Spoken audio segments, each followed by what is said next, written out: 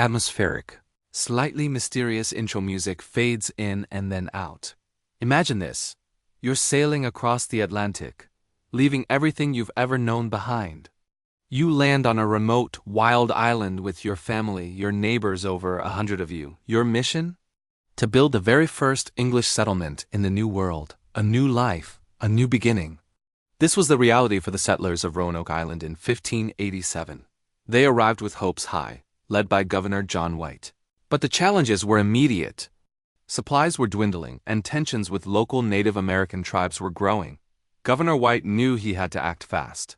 He made the difficult decision to sail back to England for reinforcements and provisions, leaving his daughter, Eleanor Dare, and his newborn granddaughter, Virginia Dare, the first English child born in the Americas, behind. He promised he'd be back within a few months. A short separation for a lifetime of prosperity. But fate had other plans.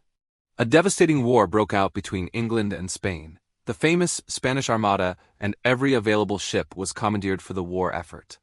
White was stranded in England, his heart aching for the family and colony he'd left across the ocean. 3 long, agonizing years passed before he could finally secure a ship and make the treacherous journey back. In 1590, John White finally stepped ashore on Roanoke Island again. The air was strangely quiet. He called out names, expecting joyous reunions, the laughter of children. But the only reply was the whisper of the wind through the trees. The settlement was deserted. The houses and fortifications had been carefully dismantled, not violently destroyed. There were no bodies, no skeletons, no signs of a battle or a struggle. It was as if over 100 men, women and children had simply vanished into thin air. A frantic search began. Then they found it, the only clue left behind. Carved into a wooden palisade post was a single, cryptic word, Croatoan. What did it mean? Where had everyone gone? This single word would ignite one of America's oldest and most enduring mysteries, a puzzle that has captivated historians, archaeologists, and storytellers for over 400 years. What happened to the Lost Colony of Roanoke? Let's break down the main theories, starting with the most obvious one, which is hinted at by the carving itself. Croatoan wasn't just a random word. It was the name of a nearby island, now known as Hatteras Island, and also the name of a specific Native American tribe that lived there, a tribe known to be friendly with the English. Before John White left for England, he had an agreement with the settlers. If they had to move, they were to carve their destination into a tree or post. He also told them that if they were in distress or forced to leave, they should carve a Maltese cross above the name. When White found the carving, there was no cross. This suggested the move was planned and peaceful. The most logical explanation, then, is that the colonists, facing starvation and uncertainty, chose to leave Roanoke and seek refuge with the Croatoan people. They may have assimilated, intermarrying and gradually blending their culture with that of the tribe, their English identities fading over generations. There's some compelling evidence to support this idea. Later explorers and settlers in the 17th and 18th centuries reported encountering Native Americans in the North Carolina interior who had European features, gray eyes, fair hair, and claimed their ancestors were white people. Some even spoke a form of English and knew stories of their people coming from an island. It seems plausible that the Roanoke colonists didn't vanish at all, but simply survived by becoming part of a new community. They chose life and integration over starvation and isolation. For many historians, this is the most likely, if not the most dramatic, solution to the mystery. The colony wasn't lost. It was absorbed. But if the answer is that simple, why is it still considered a mystery? Well, other theories paint a much darker picture. One possibility is that the colonists met a violent end. While the Croatoan tribe was friendly, other local tribes were not. The initial English settlement had a history of conflict with some of their neighbors. Is it possible that once their governor was gone and their supplies ran out, they became easy targets? They could have been attacked and wiped out or taken captive and scattered among different villages. The lack of bodies at the site is a sticking point for this theory, but it's not impossible that the attackers cleared the site to remove any trace of their actions.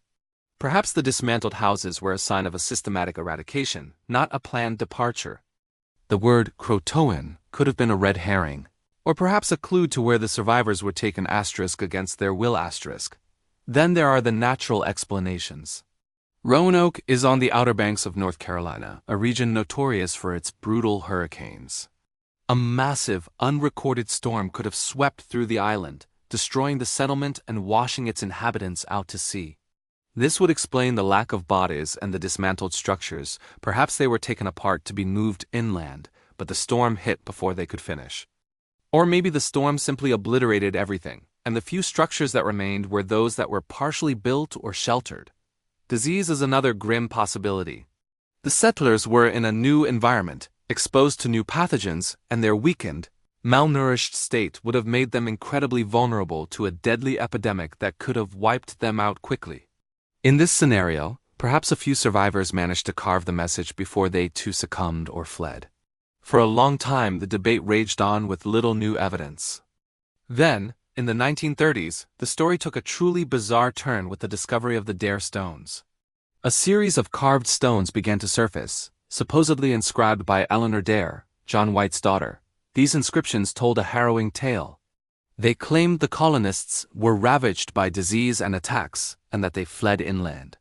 The stones chronicled their journey, the deaths of many, including Eleanor's husband and daughter, Virginia Dare. The final stones described a dwindling group of survivors, hopelessly lost. If authentic, these stones would be a bombshell, a first-hand account of the colony's tragic end. For a while the public was enthralled. But soon, historians and geologists began to raise serious doubts. The language used, the carving style, and the sheer convenience of their discovery all seemed suspicious. Today, most experts believe the Dare stones are an elaborate and fascinating hoax, a piece of folklore rather than history. All but one have been thoroughly debunked, leaving this chapter as just another strange footnote in the Roanoke saga. The mystery seemed to be at a dead end, a cold case relegated to history books. But then, modern technology gave us a new way to look at the past. In the 2010s, archaeologists began using ground-penetrating radar and satellite imagery to scan areas where the colonists might have relocated. And they found something incredible.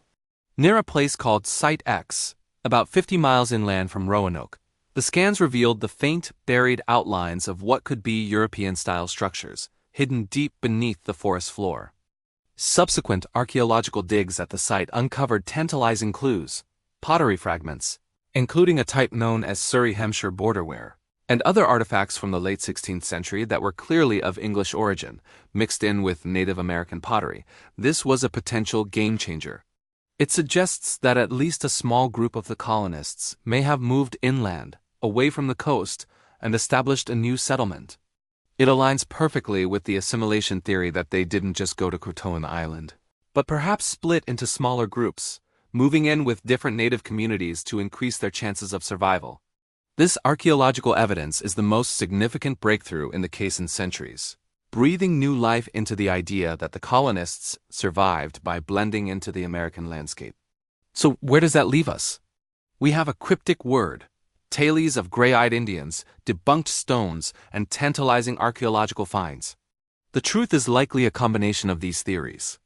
It's improbable that one single event explains the fate of over 100 people. Perhaps the majority did go to Croatoan Island to live with their allies. Maybe a smaller splinter group ventured inland to the location we now call Site X, and it's entirely possible that others fell victim to disease, starvation, or attacks along the way. The story of the Lost Colony may not be one of a single group that vanished, but of a community that fractured and scattered, its members meeting different fates. Their story isn't one of being lost to the void, but of being lost to the historical record, their individual stories dissolving into the vast, complex tapestry of early America. And yet the legend persists, whispering of something more. The mystery of Roanoke has become more than just a historical question. It's a part of American folklore. The story has taken on a life of its own, hinting at supernatural forces and ancient curses. Local legends on the Outer Banks still speak of strange occurrences. People report hearing ghostly whispers in antiquated English carried on the wind, or seeing ethereal figures walking the beaches at dusk. The story of Virginia Dare, the first English child born in the Americas, has been transformed into a myth of the white doe, a spectral deer said to haunt the island. These tales speak to the deep, unsettling power of the unknown. The idea that a whole community could be swallowed by the wilderness, leaving almost no trace, taps into a primal fear. Was it a storm? A war? Or did they simply step through a veil between the world we know and something else? The word Croatoan remains, carved not just on a post, but on the American imagination. It marks the boundary between history and myth, between what we know and what we can only guess. It reminds us that the first chapter of the American story is not one of conquest and certainty, but one of mystery, ambiguity, and a colony of people who walked into the forest and never came back. Thank you so much for joining me on this journey into one of history's greatest unsolved mysteries. What do you think happened to the settlers of Roanoke? Let me know your theories down in the comments. And if you enjoyed this deep dive, please don't forget to like this video, subscribe to the channel, and hit that notification bell so you don't miss our next exploration into the unknown. Thanks for watching.